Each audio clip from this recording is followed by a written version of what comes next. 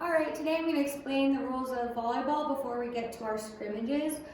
Pay attention to the rules because as a referee of our scrimmage games, you're going to have to make sure the rules are enforced.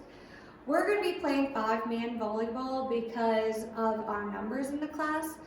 But usually volleyball will be 6 players, and any team to start must have at least 4 people on the court in order for the game to be started by the referee. All players should have rubber-soled shoes and they must be athletic. And no jewelry should be worn, and if there are any knee braces, they should have protective padding just for the safety of other players. The serving team is determined by a coin toss at the beginning. After that, each match is started alternating sides serving. So whoever starts serving in the first game, the next game the other team will be serving. Each game played, each team will switch sides of the court. You'll play at least 3 games, and the winner of the entire match is going to be determined by best out of those 3, and you can play up to 5 total games. The first 4 games will be won if you have reached 25 points, but you have to win by 2 points. So if you're at 25 but the other team has 24, you have to reach 26 if they still have 24 to win the game. But there's a maximum of 30 points that will be played. So after reaching 25, it's either a 2-point lead or whoever reaches 30 first. The last game, the 5th game, is going to be played to 15. So you have to win by 2 in that game as well. Instead of a 30-point cap, there's going to be a 20-point cap. For scoring, there's going to be a point earned every single time the ball is served. Whoever's team either makes an error or hits the ball out of bounds, or the team who lets the ball hit the floor, that's how the points are determined. There's going to be 1 timeout per game. So out of all 5 games in the match, your team can call a timeout for any reason.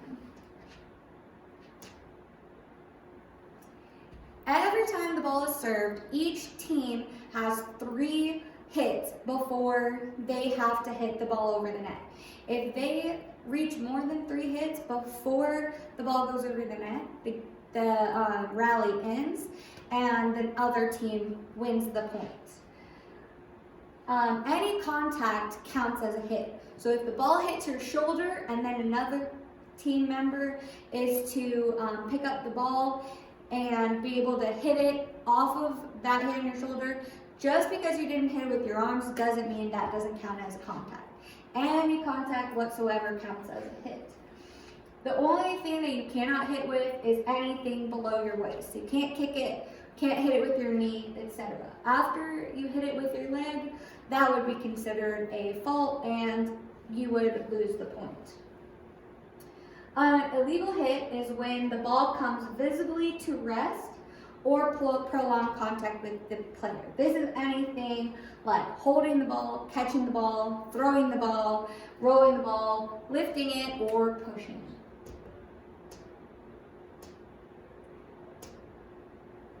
A double hit is when your player might hit the ball 2 times. This could be something that's truly obvious, like they bump it twice with their arms, but it could be something that you don't even notice you do, like you hit it with your one hand first, and then your other hand comes behind it and hits it. That would be the most common double hit. If you give a double hit, that's a penalty. The referee will call it, and the point will go to the other team, and they'll win the serve. In the PowerPoint, anytime it says side out for opposition, side out just means that the other team wins the serve. So if I were to side out, that would mean that I won the point for our team by causing the other team to lose the point. A net play would be when the ball contacts the net and then crosses the net. If this is the case, you must continue to play the ball. Just because the ball hits the net doesn't mean it's out of play, unless it hits the ball after a serve. If the ball hits the net on your side after a serve and bounces into your court, that would be the only time the ball is not in play. Any other time, if the ball hits the net and crosses over, or hits the net on your side and it bounces back into your court and you haven't reached 3 hits yet, that is a playable ball. A net foul would be any time any player touches the net, crosses over the net, or part of their body crosses under or over the net. If your hair touches the net, obviously that's fine. But any other body part, if your hand hits the net, that's going to cause your team to lose the point. A center line foul is when the play crosses their foot through the center line that's under the net. So again, that would be the same as a net foul a little bit, because any part of your body that passes under the net is going to be a foul, and it will cause your team to lose your point in that instance as well. A block would be when one or more players tries to keep the attacking team from pushing the ball over into their side. So if a player goes up to spike the ball, your players on your side can jump up in front of the net with their hands straight up, and they can block the attack from coming over the side. The block does not count as a hit for your team. So if you block the ball and it comes back into your side of the court, your team still has 3 plays after the block to hit the ball. An illegal block would be if you jump up to hit the ball, to block the ball, but the team has not actually tried to attack your side, or if your hands reach over the other side of the net when trying to block. Another way you would lose a point on the block would be if you touched the net itself. There's going to be front row players and there's going to be back row players. On each side of the volleyball court, there's a line that separates the front of the court and the back of the court. Any back row player cannot come before that front line and try to attack the ball onto the other side. So an attack would be considered if any time you touch the ball over your head and you try to push it over onto the other side of the court. So back row players, to be safe, should probably stay behind that 10-foot line. They can spike or attack the ball if they are behind that 10-foot line. Should their foot touch the line, or should they jump over the line while attacking, the referee should call it, and that would lose the point for their team.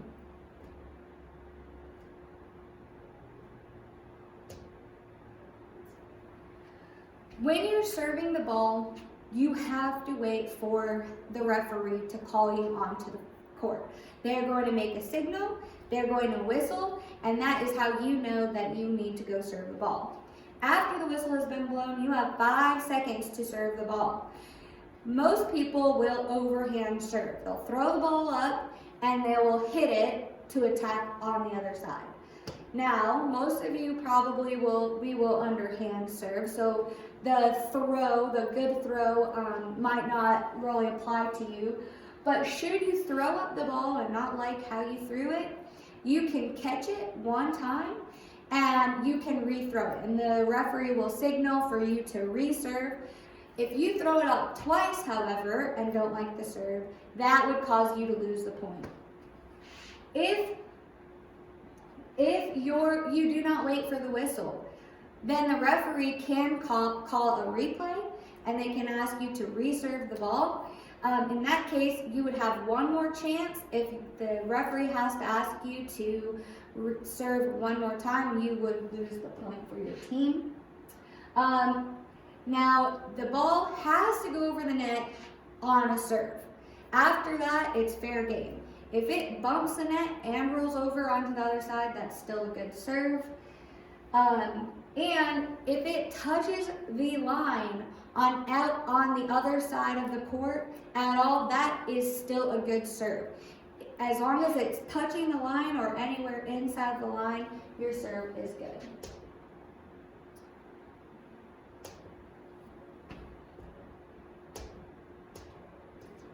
Sorry, my slide's not wanting to go. You should not step behind, in front of the back line when you're serving, and your foot cannot touch the line when serving. If it does, that would be an illegal serve, and the other team would win the point in that case.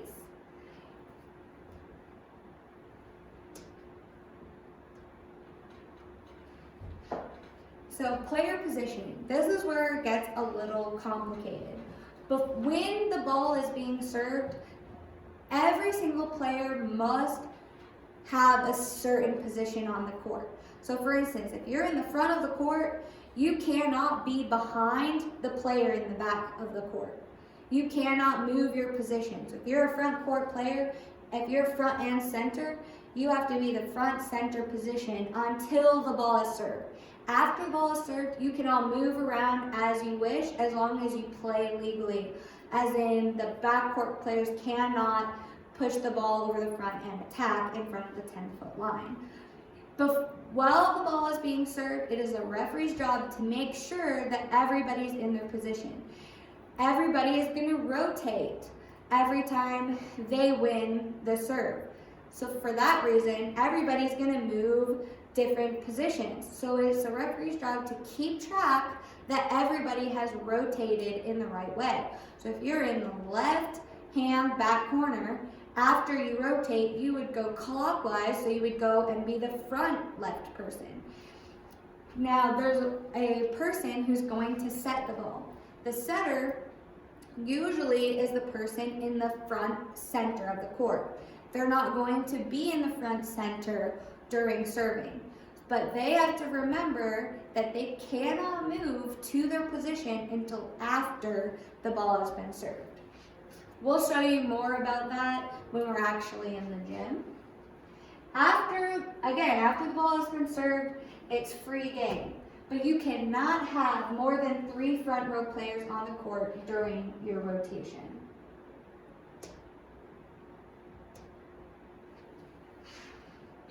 After the ball has been contacted by the server, that's a live ball until the referee blows a whistle and indicates otherwise. Certain times the ball becomes dead if the ball touches the antennas that are on the net, when the ball strikes the floor on either side, when the ball contacts any permanent object except for the net. So that would be like the basketball hoops that usually hang down or are even retracted up into the ceiling. If it hits any of those, it hits the wall, that's a dead ball. The only time it wouldn't be a dead ball would be if it hits the ceiling and it comes back down into your side of the court. Now, since our gym is a little bit higher, it won't matter so much. But if it were to hit the ceiling and you had not done 3 hits on your side, you could take that ball and you could still continue your play and hit it back over. So the best way to play is if you just continue to play no matter what until the referee says otherwise.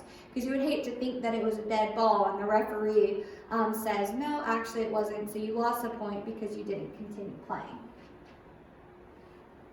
If a basketball or volleyball or anything should roll onto the court, then the referee will call a replay of the point because of safety. You don't want anybody to step on the ball, roll an ankle, or accidentally fall on it. For substitutions, you can substitute as many times as you want, but you can only substitute in for the server. So when substitutes are being called, the only person that can get substituted out is a person in the serving position. So the coach or whoever's calling the substitutions has to make sure that whoever they're substituting in goes in when the next person is serving. So for the referee, they have to make sure that they watch that the substitute goes into the serving position.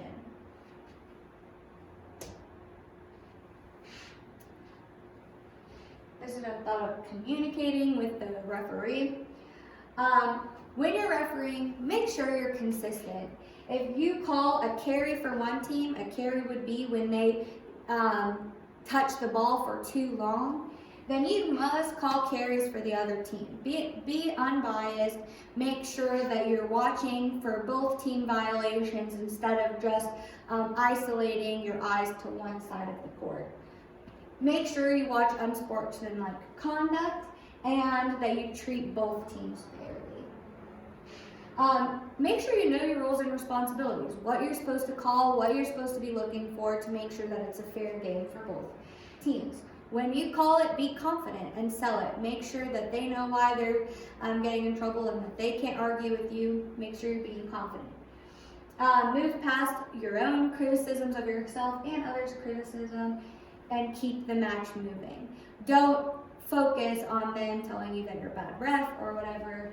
If you're confident, then you know you're doing what you're supposed to. So here are some duties as you're refereeing.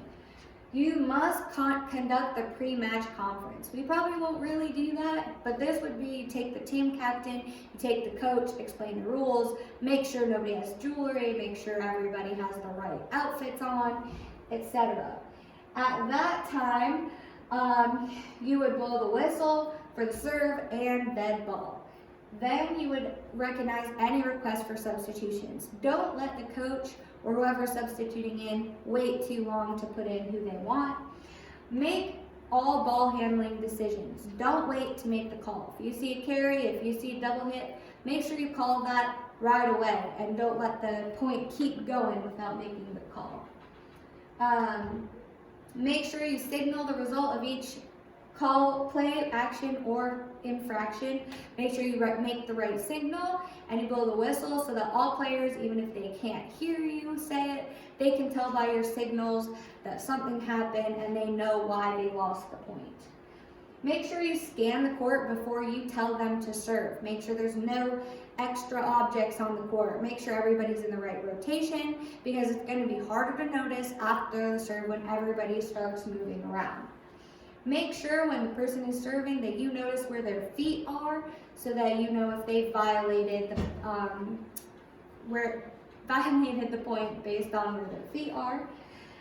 You're going to be responsible for the alignment of the serving team. Make sure everybody's in the right rotation. Keep track of the number of hits by a team. Make sure that they only do 3. And signal the end of the game or the beginning of a timeout. When you should use your whistle. To beckon the teams into playing position, for the serve, anytime there's a dead ball, timeout, substitutions, reserves, replays, end of game, or end of match. End of match would be end of 5 games.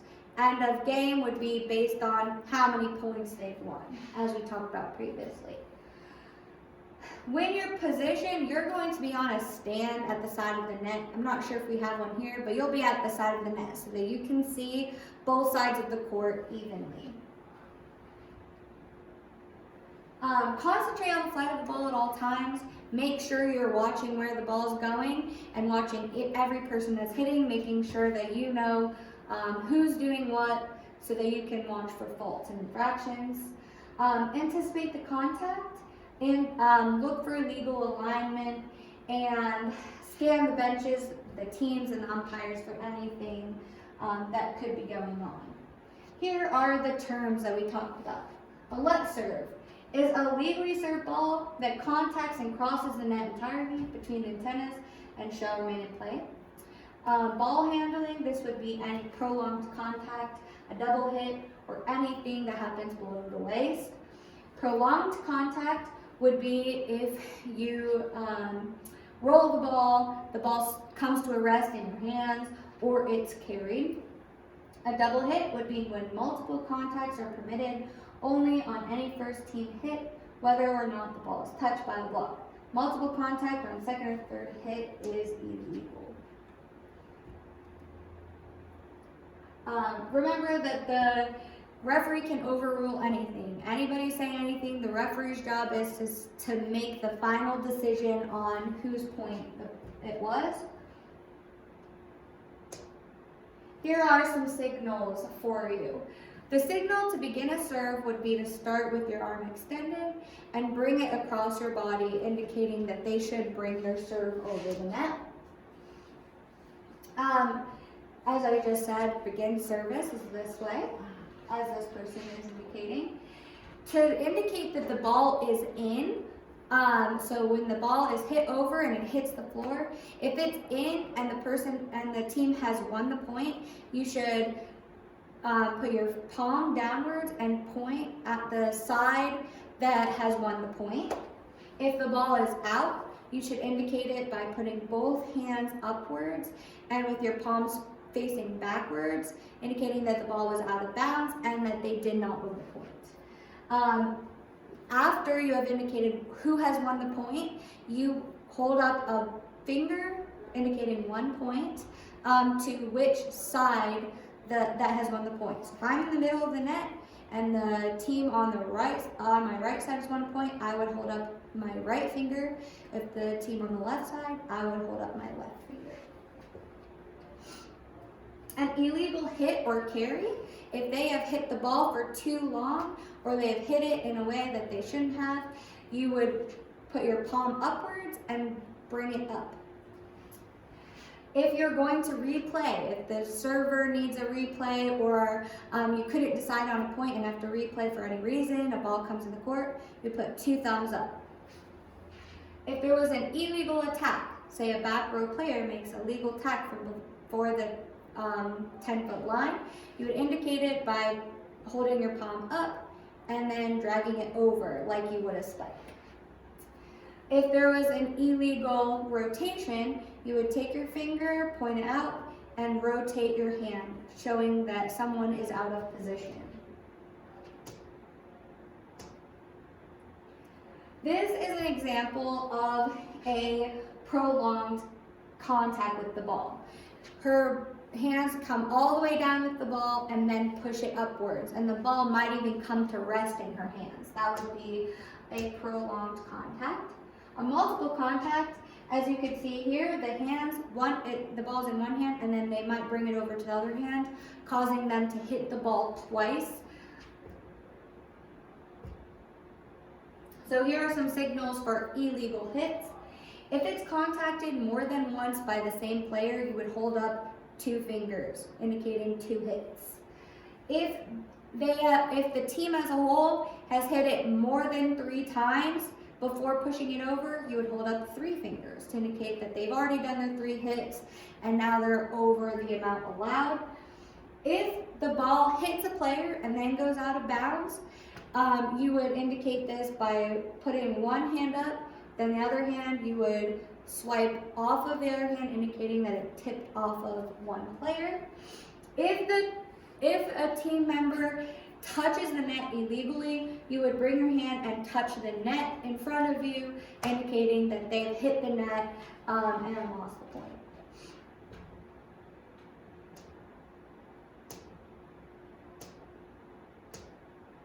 Sorry, my PowerPoint's frozen again.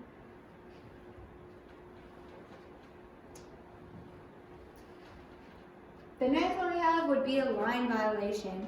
If for some reason someone steps on the line or steps on the line under the net, you would indicate it by pointing your hand downwards to whichever line that they have touched. Illegally reaching over the net, you would put your arm horizontally over the net, indicating that they reached over. For any time a substitution comes into the game, you would rotate your arms in front of you, indicating that there's going to be a substitution. The last thing we have a timeout. You've probably seen this one. It's pretty universal in all of the sports. For change of courts, you would bring your arms in front of you twice, indicating that the teams should swap sides at the end of a game. At the entire end of a game or at the end of a match, you blow your whistle and then bring your arms in front of you in an X. All right, that's all. Hopefully you guys have fun refereeing and playing our games. We're excited to teach you.